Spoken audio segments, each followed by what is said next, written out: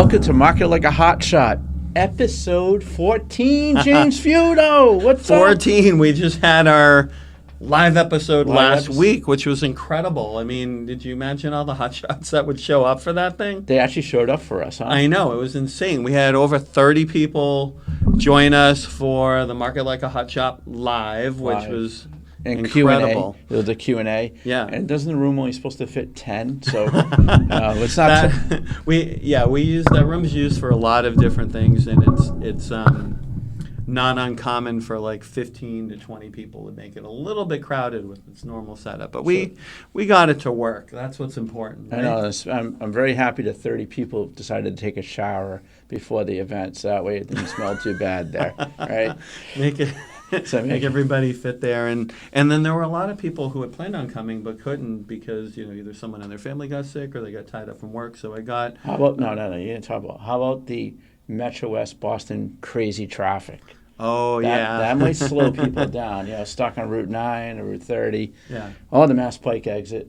Some truck overturns or something. It's all over when that happens. Definitely. Yeah. So we're on to the next one. We'll be looking forward to Market Like a Hotshot Live Deuce. Part Deuce, right? We'll be doing. Look for that pretty soon. Yeah. One other thing today, a little new thing, is Market Like the Hotshot merchandise. The merch store is up, and there'll be a up. link to it on the website. On marketlikeahotshot.com. But hey, you know what? People don't want to hear us babble today. We got to talk about. We're hyping up the merch, aren't we? Right. So now we're gonna hype it like a hot shot. So what are we going to talk about? What are we hyping today? What we're going to do is talk about three areas. We're going to talk about musicians, we're going to talk about technology, and we're going to talk about inspirational speakers that all were able to... all hype. Yeah, they hyped it up, and it was more their marketing than anything else that made them incredibly popular. So. I know. It's the whole idea. The best products are not necessarily marketed the right way. Right. And sometimes the worst products or the marginal products, they have amazing marketing. Yeah. It's just, you get all psyched up. You go to the store, you buy this product, you bring it home, you're like, this sucks. But you're all hyped up. You're all hyped up to get this. What should we start with? I mean, what's more exciting, tech, music, or inspirational speakers? I think we kick it off with music. I love music. Yeah. Hey, speaking of that, all right, just on a side note, I know you don't watch the MTV Music Awards anymore, right? Who watches it? I don't think MTV has music, but there was one singer that was in the Ozzy tribute last week, Youngblood. Mm-hmm. Shout out to Youngblood back in England there, but man, you kicked some butt there. And I'll tell you, it hyped people up. And now they said his Spotify downloads have gone up like, 700 or 800%. Wow. It's all about hype. When you get hyped up for something, people go out and buy your stuff. So music, yeah. So who's a great example of they're not that good, but man, they sell a lot of records. People that have a good branding and such. There's a lot of those out there that I can think of. Who would top your list? There's nobody else but Taylor Swift. She has a new album coming out. Right. All right. She's hyping this thing. She's sending stuff to her email newsletter people. She's put commercials. She's her social media is it's blowing up. The Diary of a Showgirl. I think that's her new. She has all these sexy pictures of her, all over the place. You know what? That album's gonna sell 2 million copies in its first week. Definitely. I mean, she does that all the time. And the music's not that good. I mean, she has a few good songs. She's a great musician. She's very talented. Right. I mean, she's the Led Zeppelin of our time. The Michael Jackson of our time. I know Michael Jackson was back for us old dudes back in the 80s. I have to say, but is she the best? No. Right. I mean, that's one of the things about the entertainment industry. It's often not the people that are the most talented. It's the way they brand themselves and the way they market themselves and the hype that surrounds them. Hence, hype it like a hot shot today. Yeah, I know, right? Oh, another hype one, right? Who's the one that's out there that has 30 songwriters to write one song? Oh. Who's known for that one? I remember there was a meme going around a couple years ago, and it showed Beyonce. I forget the name of the song. I'll have to look it up.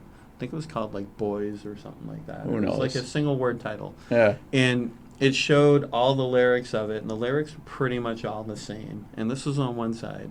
Then they showed Queen's Bohemian Rhapsody. Classic tune, right? Which, that had two songwriters, or maybe it was the four guys from Queen. The band. Yeah, it was just the band. Maybe one other person helped them.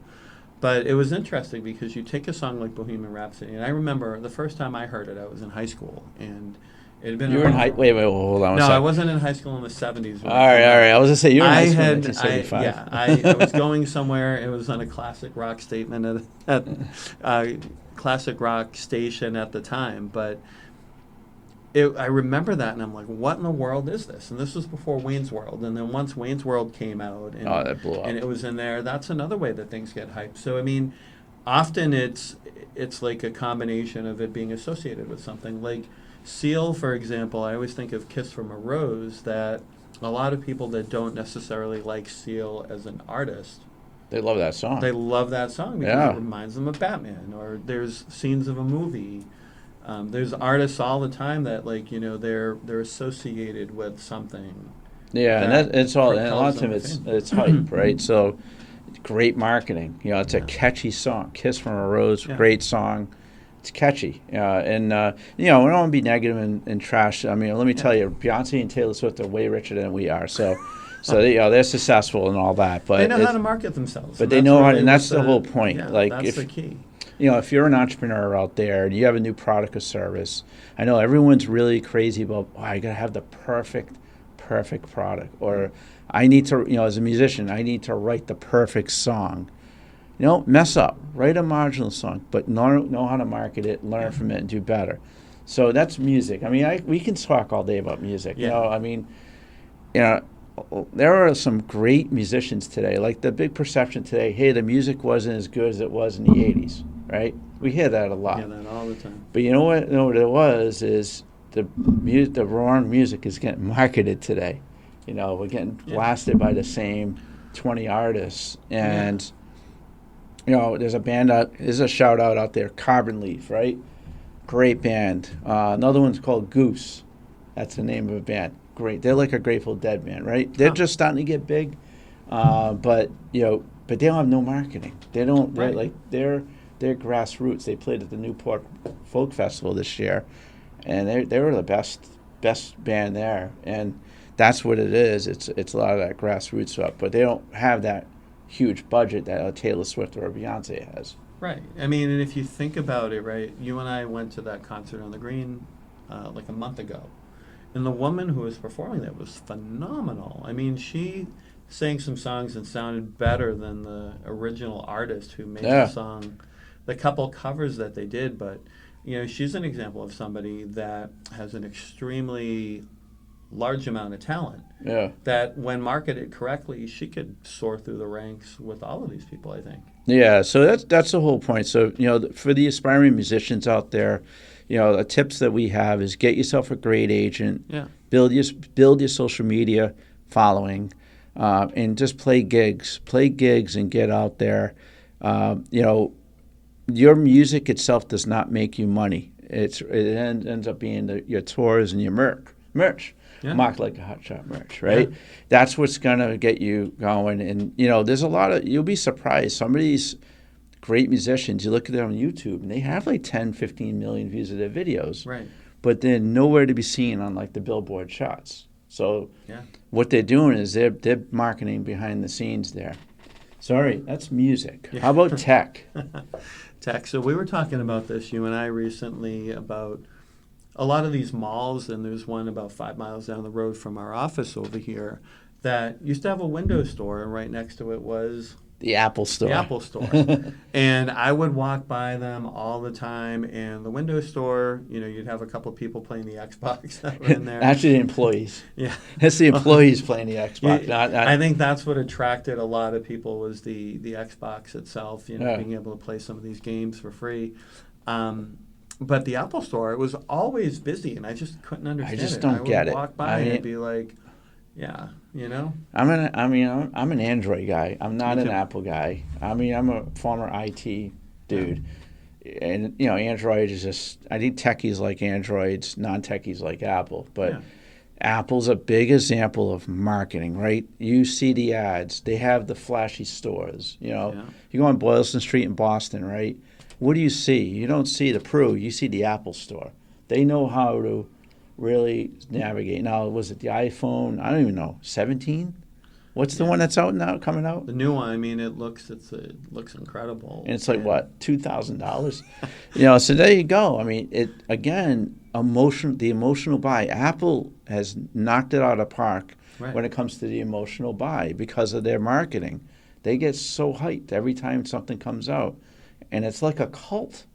You got to buy the Apple iPod, those things you put in The your earpods. AirPods. They have an amazing ecosystem. So like at your house, if you have Apple TV and an MacBook Pro, and you have AirTags and the Apple AirTags, the Apple, what do they call them, the AirPods, as you Whatever said, they're called. the iPhone. Yeah. Everything integrates really well together. So that's one of the reasons a lot of people like that. There are other things that Steve Jobs, when he was part of it before he passed away, did a lot of cool things. Like the original iPod, I believe they put a little speaker in there so that when you would move things around, it would make a click, even though there was no clicks. Like the buttons, I guess he didn't like that the buttons weren't responsive. Yeah. So he put stuff like that in there. So with them, it's a combination of a lot of different things. Like it's their attention to detail. Yeah. It's the, they put the brand and the look and the feel, and it's more of the marketing. I mean, not that their products are bad. It's just that I think they're marginal. I mean, everyone has their own opinion out there, but it's like because they're not very, they can't integrate with anything that's not Apple, right? But everyone has their opinion. Please, I'm sure there's some huge Apple fans, but the whole point is, Steve Jobs, Taylor Swift, incredible marketers. Yeah. Incredible. I mean, just they lockstepped it. You think about Apple versus Microsoft. We talk about the two stores, Right. And the Microsoft store had nobody in there. But if you want to compare the two companies today, right? They're about the same size. Yeah. But really, in reality, who's better? From a technology perspective, who is better? Yeah, I mean, Windows is more widely used. The technology, there's a lot more you can do with it. You're not limited to one hardware manufacturer.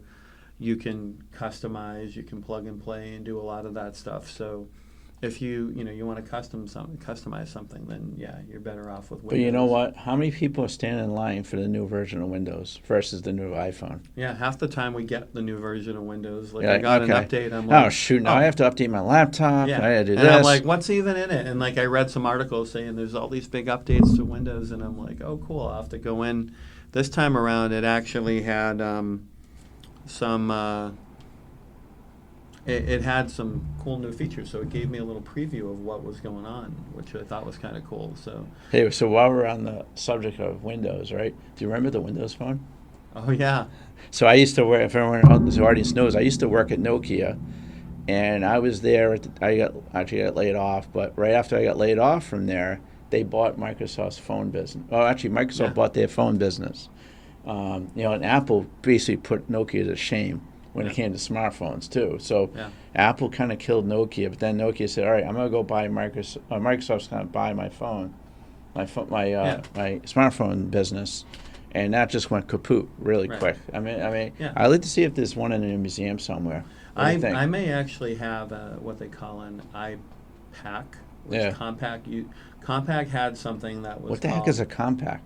Yeah, for you young people out there, do you know what a compact is? It's what it used to be. Well, it got swallowed up by HP. HP. I think they swallowed up DEC, and then HP bought Compaq. But there was a manufacturer about 20 years ago or so, Compaq, that would build computers, and they had these things called iPacks, and that was when the iPhone and the iPod came out. They're like, oh, we're going to create something called the iPack, and it ran on something called Windows CE Compact Edition.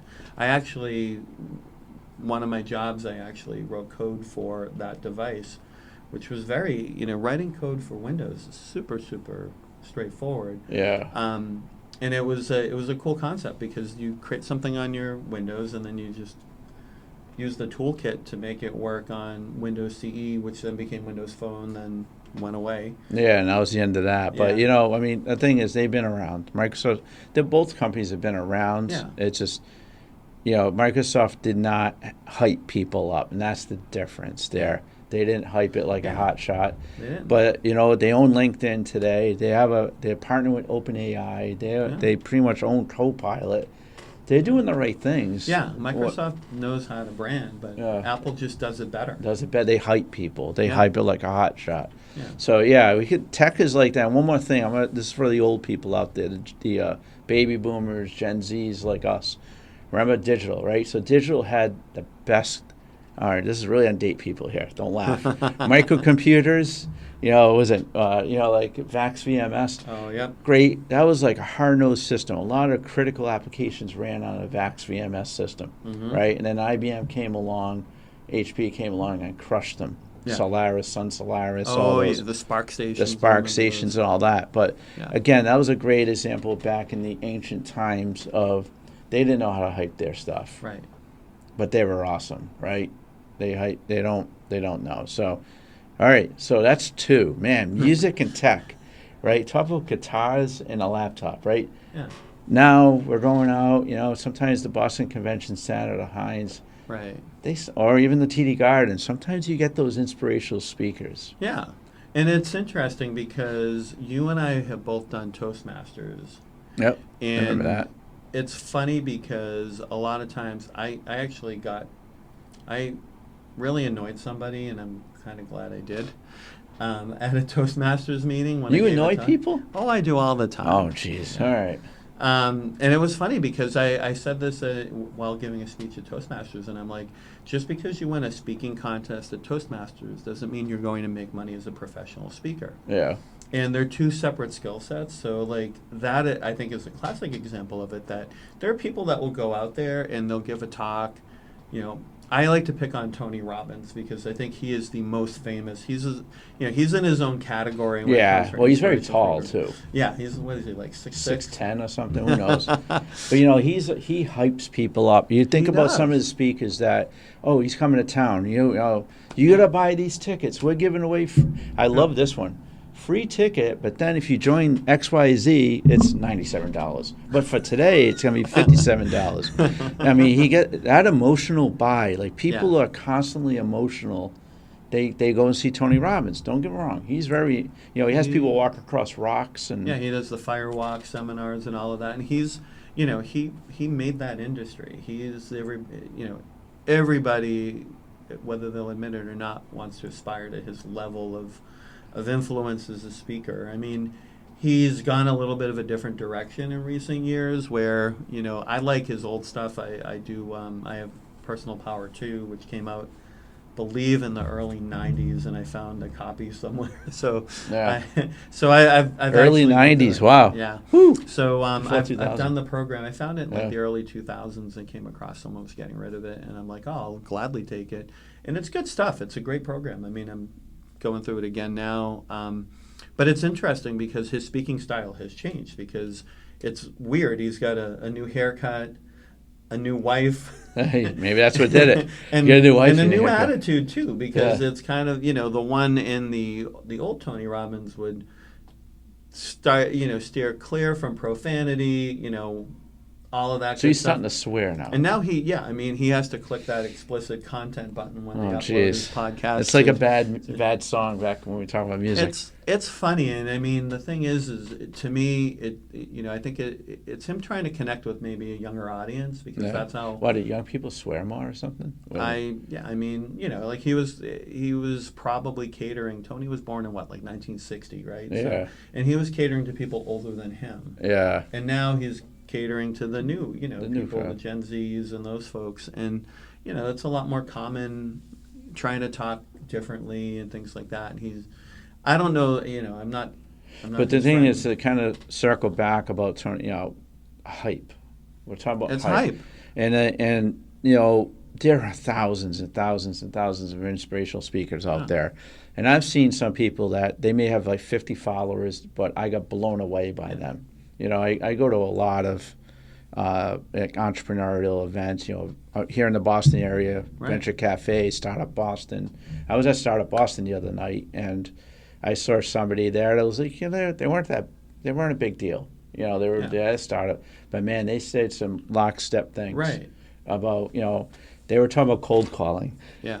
Or something I love cold calling. Not really. But it was like very inspirational about it. It's like, you know what? Life is about rejection. Mm.